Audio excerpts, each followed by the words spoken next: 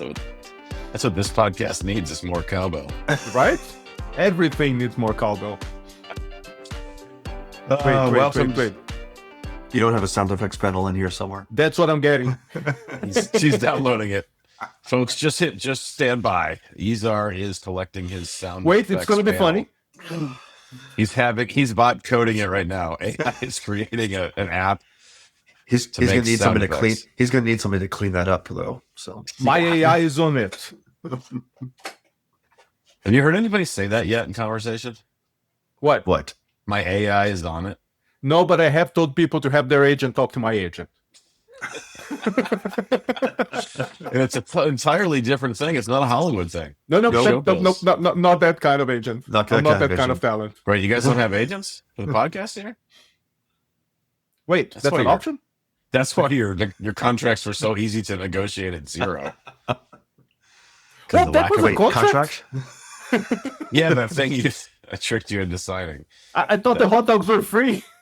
That was a 100-year deal. Just FYI. I'm not just a podcast host. I'm also a sponsor. That's right. Well, hey, folks, you just joined what seems like an existing conversation where three people were riding in the car together for a really long time. And it almost ran out of things to talk about. But welcome to this. Oh, wow, I heard something coming in there. But Houston, we have cowbell. Right, hit the cowbell. You want to do it. No, it's not a good cowbell. It's not bad. But I mean, it doesn't really hit the right rhythm that we're looking for, you know. Ain't got no rhythm. Well, I'm hoping Christopher Walken will accept our request to be on the show at some point in the future. So, we need some star power. Yeah. Other than Izar. I mean, we've got Izar. I'm getting old. Yeah, it's true. He is. He's got like a couple more gray hairs from last week. All right. Well, I guess we should officially introduce ourselves after a few minutes of discussion on the security table. I'm Chris Romeo, joined by Izar Tarandash, Matt Coles. Welcome to the security table. So let me set up what we're about to talk about here. There's a little article that got posted on LinkedIn, and it's called "The Problem with Threat Modeling and Application Security: Too Slow, Too Theoretical, Not Agile." And so I thought we would kind of walk through this and maybe unpack it a little bit, maybe offer a little bit of commentary along the way. But I guess what's y'all's reaction to this at a high level when you hear this, you see the title stated as is? I think that it's a very proper comment. I think that it's very well placed. I think that it's very well developed. If this was 2001. The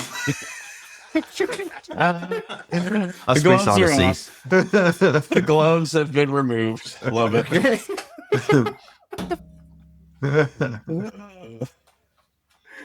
No, seriously. I mean, not even 2001. I'll give a couple more years. Like I'll say 2000. I don't know, 17, 18. But I think that things have evolved a bit, especially in the last few years. Approaches have changed, tools have gotten better, people have gotten better, the acceptance of threat modeling has gotten better. So I would say that this is an argument that is valid only if you want it to be bad.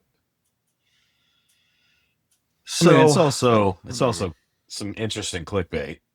Right? Yes, it is. To get people fired up. Like, I mean, I've created articles like this too, just to get people riled up. It's fun. Al, I'm going to give him a little bit of benefit of the doubt. I want to hate this article, but I'll give a little bit of benefit of the doubt here. If you think about it, threat modeling does require manual effort today, for the most part, right? AI threat modeling is still in its infancy. We haven't quite figured out how to make it effective, and or it happens really too late, right? Because you look at code, and if you're looking at code, you're not looking at design, and so you really want to make this happen early. Well, what are you working with? Now you're working with large text documents and functional specs and things like that. But by and large, threat modeling is done on a whiteboard, or using the Microsoft threat modeling tool, or using PyTM, where some manual effort is required. Now, does that make it too slow for an agile development effort? I think not. And I think we have good evidence in the industry overall that indicates that. But there is manual effort involved in threat modeling.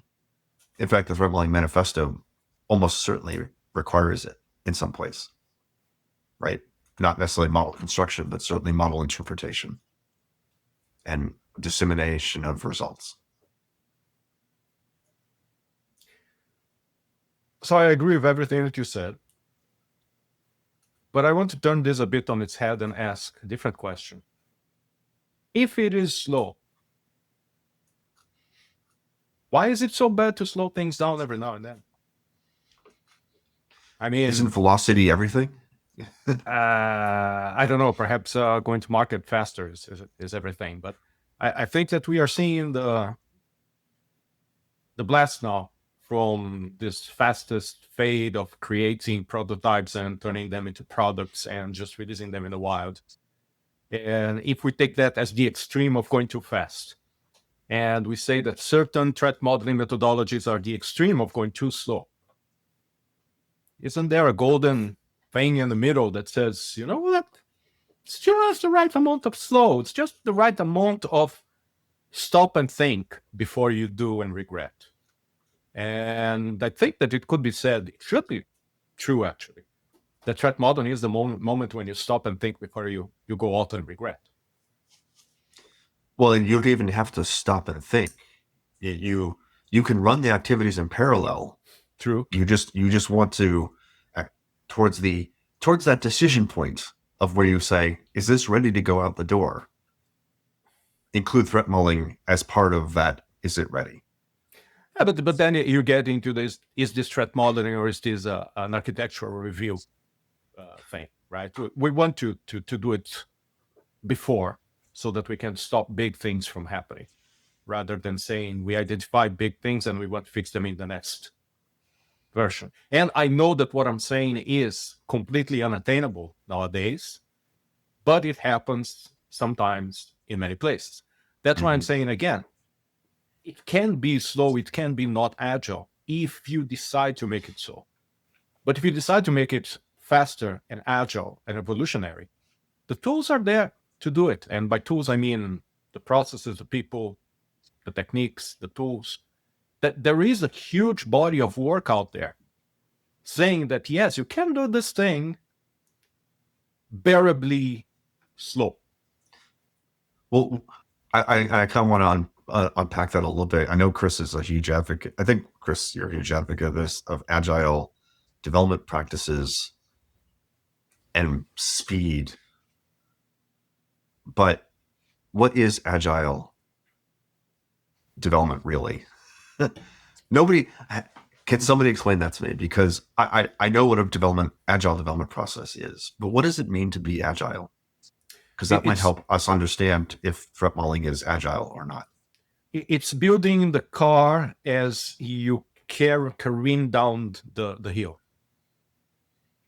Taking small chunks, taking small bites at a time. How do you eat an elephant? Small, tiny bites over a period of time. So that's how I think about it, because and when you contrast it with where we came from, we went in a waterfall model. We went through this big, let's plan, do requirements, architect, code, test, and then 2 or 3 years from now, we'll see how we did by stacking it all together. Agile is the answer to everything that's wrong with what we were doing in the waterfall world, which is let's make things run. Things should be we should be able to run whatever it is that we're working on at whatever our sprint interval is, every 2 weeks, 3 weeks, 6 weeks, whatever. When we when all the code comes back together, it has to work for us to be successful. And so how do you design in that agile process? In my world, or my view of the world, I have adopted what Izar Tarandash started saying about 10 or plus years ago, which is threat model every user story. Because I think it's the logical smallest unit that we can engage with that still is attainable, but yet is not too big where people can get lost, or they can just miss whole classes of threats because the scope was just too complicated. So I'm a threat model user story guy. So who does, I'm walking you through a scenario here, obviously towards a goal. Who does the threat modeling of that user story? Is it the developer who picks up that story, or is it the person who creates the story, or somebody else? Man, in a perfect world where I'm aiming organizations towards is the developer does that threat modeling process. Okay. In reality today, I see very few where the developers have completely embraced or taken on the threat modeling steps. I see some where the champions have gotten that call from the security team. I see others where the security team is still working on it. They're still doing the threat modeling. But for me, the only way that you can scale this, and to some of Sean's points about it's too slow, it doesn't meld with organizational processes. Yeah, if you don't get it to the point where the developers are doing it, when you have the developers doing it, now you've got enough resources, and once they start to get experience in doing threat modeling, it shouldn't take multiple days to do a threat model for a user story. It should take an hour or two if you got the right tooling that walks you through the process and helps you fill in the knowledge gaps that you have, for example. And Is it a subtask then, as part of a story, that you would do threat modeling? I see it as more as part of the process versus a subtask on the story itself, because it's kind of a meta thing, right? Like if you have a subtask of something on the thing, it's not as important as something that sits above and equal to the thing. So it's part of understanding the story that has to be implemented. Yeah, which is really valuable for developers to do if they actually understand what they're supposed to be building versus just starting to code, which I mean, some people do that. They're just like, let me code something, but you don't understand. And so, yeah, that's another hidden benefit of threat modeling, right? Is that it causes you to have to pick something apart and really understand what it's calling for. And if you're looking at two stories and you have two developers working on each story, and they're doing their own threat modeling, and there's a connection between them, there's some facility for making that connection. Right? Sure. Yeah. And that establishes a broader understanding across the development team. And that's why in continuous threat modeling, even though the developers are tasked with doing that threat model, there is the idea of a threat model curator who gets the results of those story threat models and finds those links that you mentioned. So that's the place where you have like a bubble up and you get the commonalities of two stories, and you say, oh, now I have an opportunity here to design common solutions for these mitigations, right?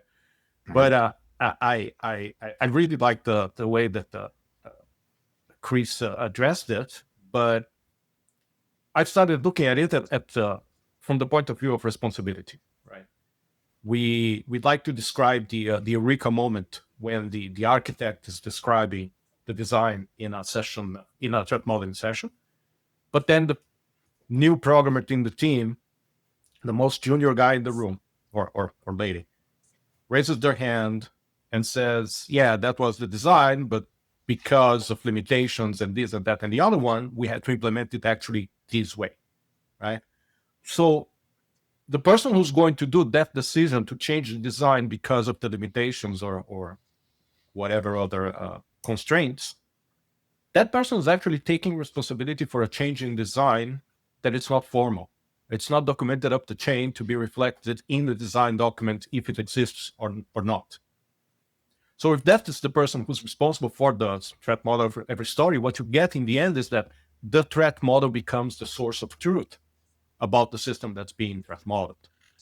So you have a transference of responsibility from the architects that had the big idea and suggested how it would be implemented to the person who's actually implementing and is getting hit by reality in the face and having to dance with that thing until it works securely, hopefully. And that's what actually gets documented, right? So I've been looking at it mostly from the point of view of responsibility. And what's interesting to me here is that in the last few years, been thinking about privacy threat modeling. And in there, I see an inversion. I see the responsibility being on the person who actually creates the story, because they are the ones who have the bigger view of the whole system and can think about privacy threats that somebody closer to the code probably would not be able to. Because you need a more systemic view for privacy than you do for security. Yes. So I have a few more questions. And just a comment, one might think of maker checker kind of discussions here on your, the person who's re-architecting the thing at the local level is going to also threat model at the local level. But that may also be just taking responsibility, which is good for each developer if they have the skills to do it, as opposed to if they don't have the skills, they're likely to just pass it without really thinking about it. But that's where the thing with moving fast comes in, right? To paraphrase the common wisdom, you should go fast, but only as fast as you can, and or as you should. And no. So many questions on that, but go ahead. No. What I mean by that is, you want to go fast, sure, go fast, but you have to recognize when you have to stop for air, right? Just keep going at a maximum speed, and you're going to hit a wall at maximum speed. You have to recognize that sometimes you have to stop and get your bearings or get some air or something like that. And that's the moment when you realize that, hey, I need to do something in here that perhaps I don't know enough. And now I need to have some education. Now I need to have some training. Now I have to talk to someone. Now I have to ask someone. Now I have to have a dialogue with an LLM, right? Reach out to a book, reach out to an LLM, reach out to a person. But at some point, that slowing down is what's going to enable you to, down the road, go much faster. So if I understand correctly, in Agile, there's a notion of a spike. The sprint spike. Sprint spike. Yeah. Is a spike a good place to do threat modeling? Microsoft used to think that yes, it was, because that was their approach to Agile threat modeling, right? They would say, oh, you have your normal Agile sprints, and every now and then you have a security spike where you stop everything and you only do security, you only do threat modeling, you only do mitigation and all that good stuff. And still, it left gaps, right? Why? Because now you are playing again with the context switching. You're telling people, work for a month on as many stories as you can, spend as many story points as you can, and then we are going to stop and say, oh, remember the story that you did six ago? Let's talk about threat modeling that thing. Or let's talk about the one that you're going to do in a month. And people can only context switch so much, even if they live deep inside one system, right? So I find that separating people from the threat modeling with a time delta and ask them to be as effective as they can is at most aspirational. I don't even know if Microsoft still does that, by the way. What are your thoughts on this, having run a few Agile development shops? What's your thoughts on that? As far as the spike, you mean? Yeah, the value of a spike in threat modeling. Yeah, I mean, the way that the teams that I've worked with use spikes were different. It was more of a research style task. So when they weren't ready to design it and just fully design and code something, they would use the spike as a way to go do some research into various libraries or frameworks or methodologies that they could use to solve the problem that we had without actually building it. It's more like a research thing. So I think the threat modeling process has to be tied directly to the user story. because if you think about it, that is the unit of work for modern development teams now.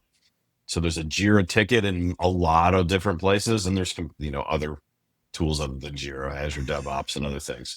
But Jira is kind of the unique, the standard thing that we say, right? But each user story has a Jira ticket associated with it. The developer grabs the Jira ticket, they comment on it, they work it, they change statuses. So why not put the threat model right in the Jira ticket if you're using Jira? Right. So so that's why I land on, let's use the user story to house the threat modeling context and records of what we've done, because that is the standard unit of measurement for development teams today. And just to bring this conversation into the new realm of agentic and vibe coding, or AI tool assisted coding, that still holds whether you're talking about a human individual pulling a story off the backlog, or an agent pulling a story off the backlog. Mm-hmm. Right? They have to understand what the story means. They have to think about how it would translate to code. At which point they can do threat modeling. At which point they can look at that story and say, this is going to affect X, Y, and Z parts of a system, or take input or send output, and can do threat modeling. Correct? I don't know if they can do threat modeling. I have in the past few months played with it a bit, and I have gotten good value on. So sorry, I wasn't talking about the agent itself. I was talking about the thought process of pulling a story. Yeah. Right. Yeah.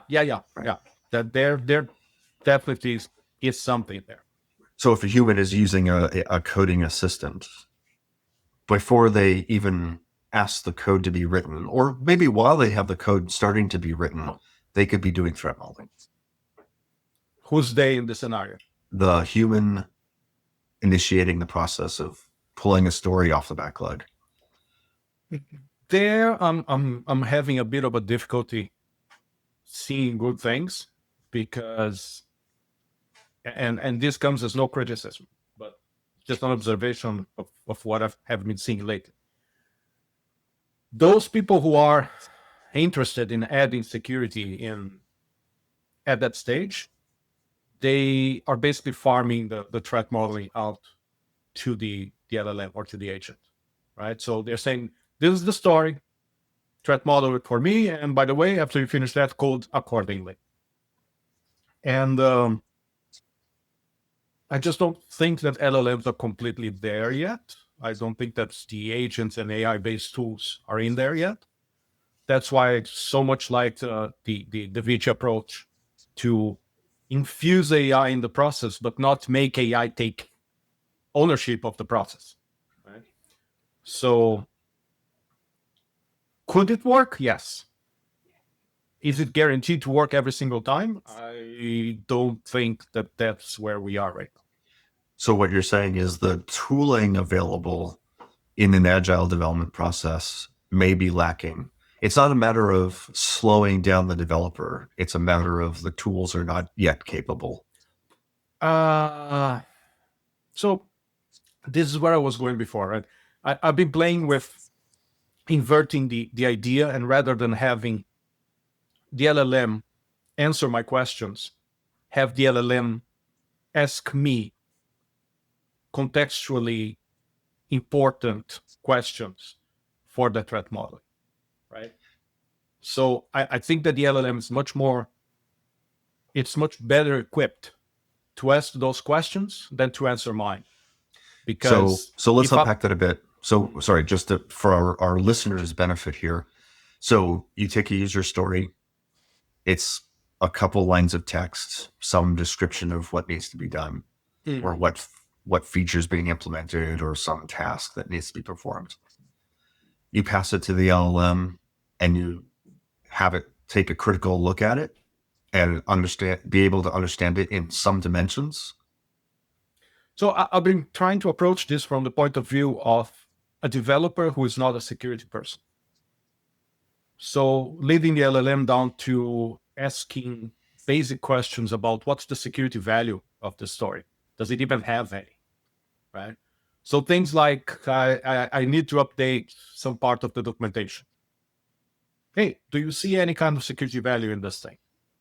Well, unless the documentation is about security function that needs, tokens and whatnot, and this and that and the other, no, I don't see it.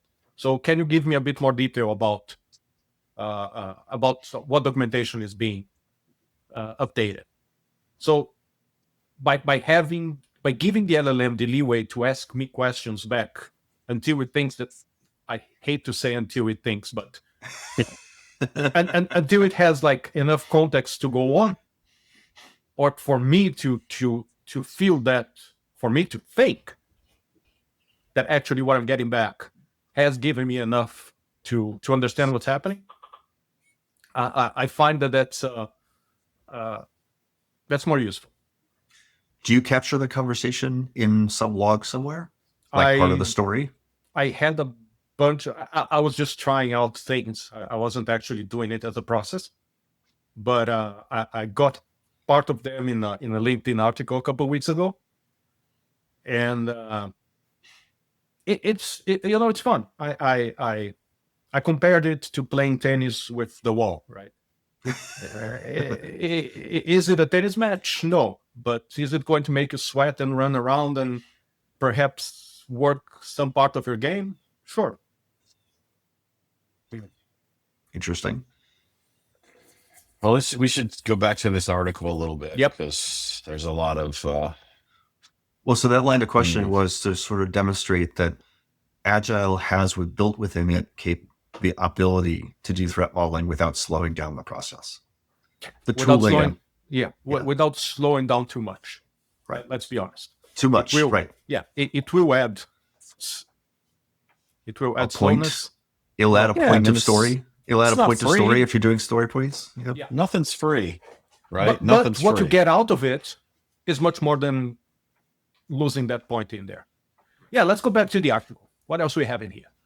Okay. No, by the way, while you guys been talking, I've been looking for the Security Boulevard article that is like the linchpin of this article that we're looking at, and it doesn't exist. Oh, it is unpublished.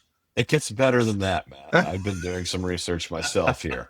So the Security Boulevard article appears to not exist, so it appears to be an AI hallucination when the article is being generated. Wait. Do you guys exist? Am I imagining this whole thing? I don't know. Do we? Wait. How would you know? Am I dreaming of electric sheep? Can only hope. But then it gets better. So I had ChatGPT track down the academic paper for me. And scour it. And it was interesting because it said, and I quote, the paper does say that threat modeling is not part of daily sprint work for the team studied. However, it does not explicitly say not one team fully integrated threat modeling into their sprints in the strictest possible sense. I did not see a sentence that states that absolutely no team ever did it every sprint. So this is like a restatement of some academic research that and people do this. They think nobody's ever going to go look at the original source. They haven't met people like us. Well, who actually reads articles anymore? Doesn't the LLM automatically do it for you and summarize it? That's true. That's it. Who reads the article nowadays? My LLM. Yeah. So I don't know about this Security Boulevard article. I don't know about this academic research now, but I mean, 37% of organizations had a formal documented threat modeling process. That's SANS CTI survey. I can see that. That tracks with what I see is about the number of companies that are doing that I think are doing threat modeling in some capacity now. 37% feels like about where we are right now in the industry. So I just stumbled while searching for the Security Boulevard article that is the Phantom article. I did stumble upon somebody who, and I'll give props to this guy. I put it in the link in the chat for you guys, for making threat modeling work in an agile development process. And it's a five-step process for integrating threat modeling in agile development. Start small, pick a feature. What can go wrong? I heard that before. Use simple frameworks like Stride or the 4-question framework. Run a 30-minute whiteboard session with the dev and security teams. Oh, that's where it goes wrong. Okay. Track outcomes and then automate where possible. Yes. Now, this was totally written by an AI because of common spelling errors and other grammar. And the use of emoji style headers. Okay, but sidestep here. Well, okay, people converting Markdown to LinkedIn. I mean, dude. If you haven't added to your LLM guiding file or setting, whatever it is, do not freaking use emojis. Okay. Please do yourself a favor.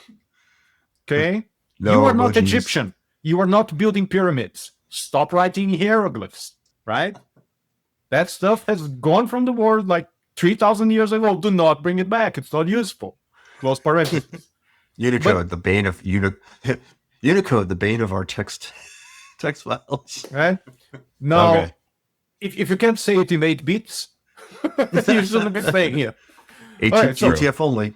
So here's the thing. Step 1, start small. Awesome. Step 2, use simple frameworks. Awesome. Step 3, collaborate. Run a 30-minute whiteboard session with devs, product, and security. I'm assuming security people. Now, here's where the devil raises its head, right?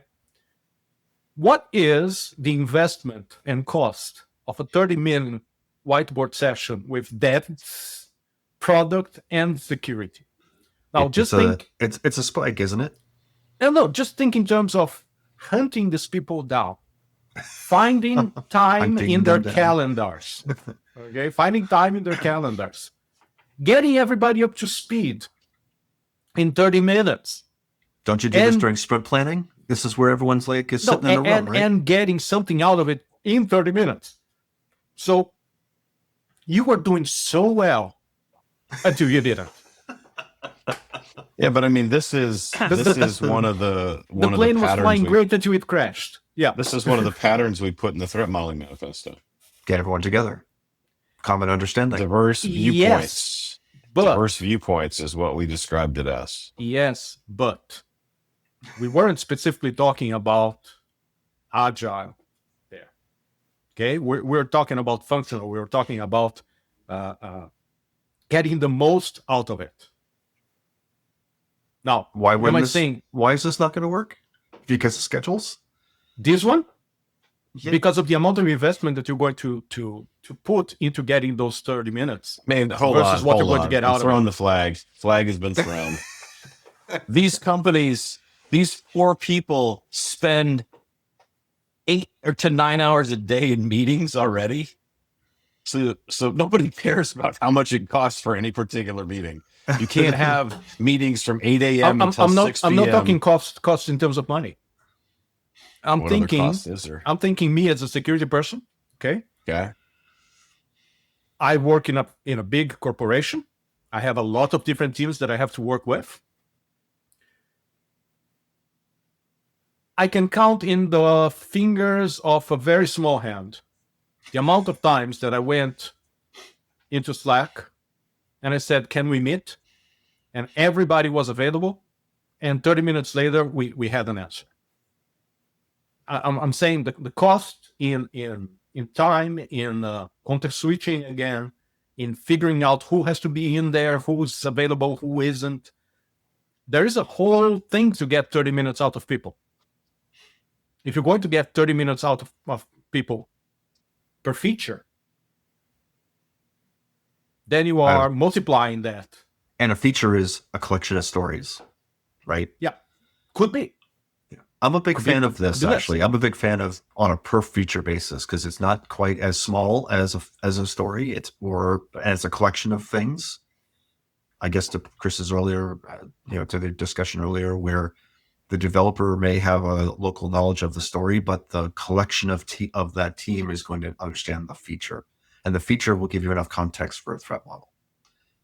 And if you do sprint planning and you have everyone in the room anyway, then making security and threat modeling as part of that sprint planning, at least to provide direction to developers. Hey, when you're working on your story, make sure you update this model that the security team put together, because we did some backlog grooming perhaps before the feature actually came up to be implemented. You know what? You convinced me, but not for general threat modeling. For privacy threat modeling, definitely, because that view of the feature is important in privacy.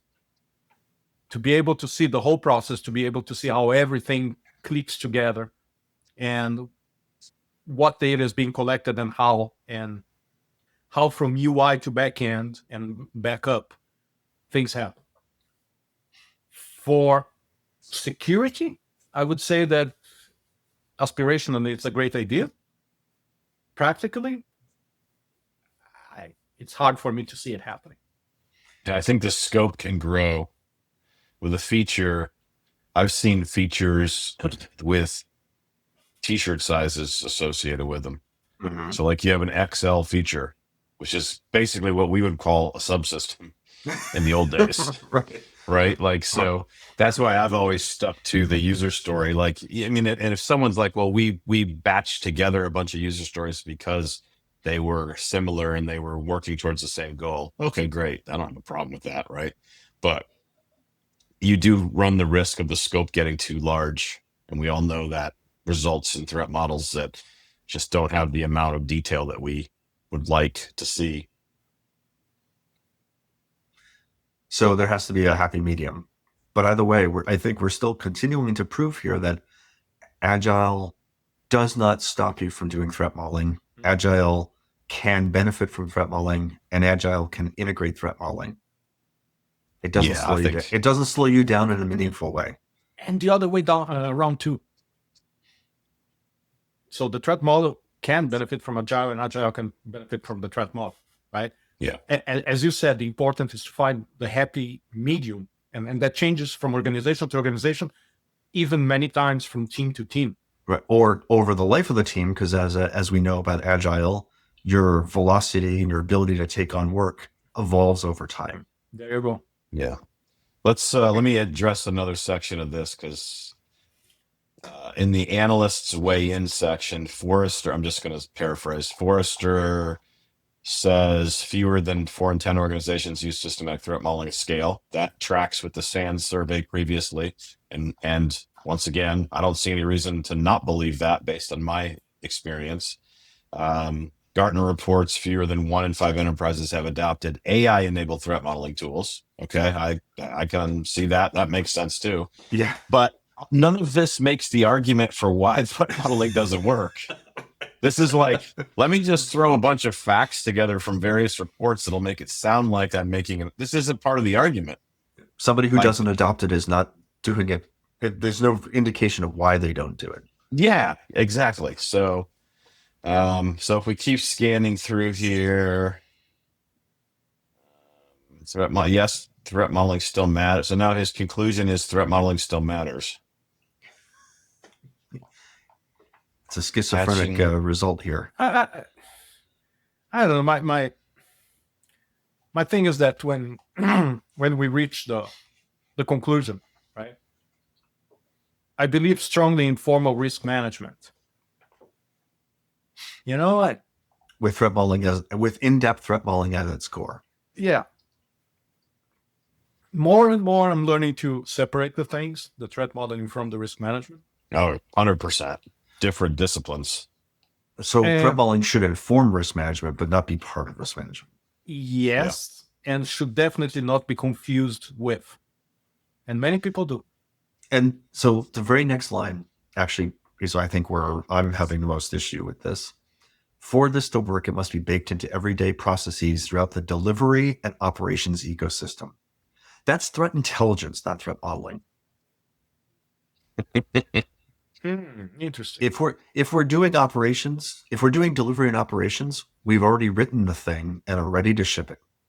That's not threat modeling, not in the traditional sense. Wait, that means that every stakeholder team needs to examine and update their operating methods, embedding modeling into their workflows rather than treating it as an additional step.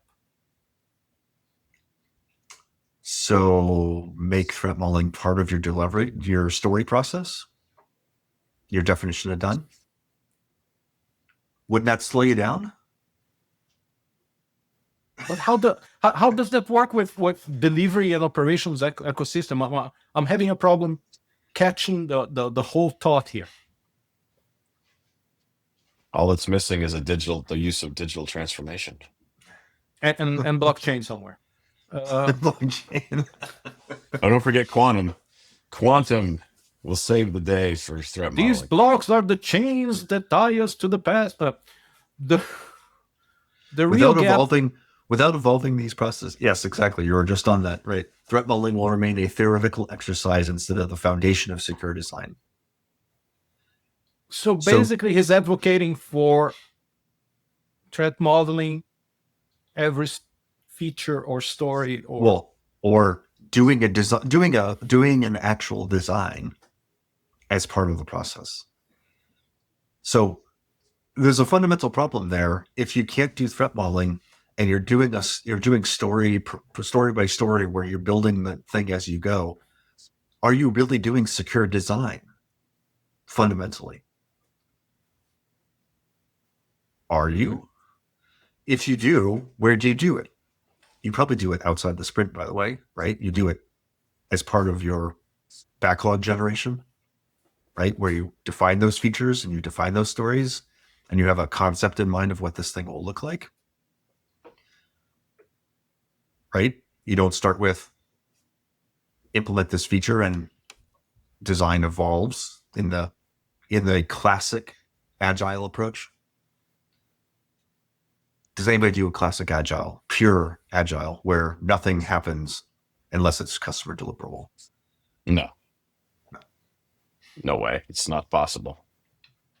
I can't stop thinking about 13, 14 years ago when Matt and I took a class to be certified Scrum Masters. Yes. So bad. So much. We spent the whole, I think, week, right? Yeah, it was a week-long class, boot camp or something. Yeah. Looking at each other and saying, why don't they have anything about security here? We were the only security people in there. Right. And we came out of the idea of the security toolbox, which was the root of a lot of the work that we did later on. But I remember clearly, we were sitting in the corner of the table because it was one big table with everybody around it, right? Yeah. And we kept looking at each other and going, but where does security go into here? Right? Right. Yeah, you pull this thing down, you work on it, and then at the end, you have something that you can ship. Yeah. Great. Where do you add like the security features? Where do you add the security defenses? I think that it was a bit of a formative time for both of us because it informed so much that we did afterwards, like both continuous threat modeling and the work that we put in the book and all that. And I think that at some point I must have made a big mistake where I stopped seeing it as something that needs to happen and started looking at it as something that I can't understand how come it doesn't happen. That's the cynical side of you there, Izar. No, seriously. No, that's probably the naive side of me in there. And the more I spoke with architects and developers and teams, and people would look at me and like shake their hands and say, yeah, that makes perfect sense. But how do we do it? And then came these that's checklists and ITM and stuff like that. And okay, a bit of a gloating moment here, if you all permit me. I hear other people now echoing the idea of threat model every story. So it must have resonated someplace with some people. But now I just can't shake the idea.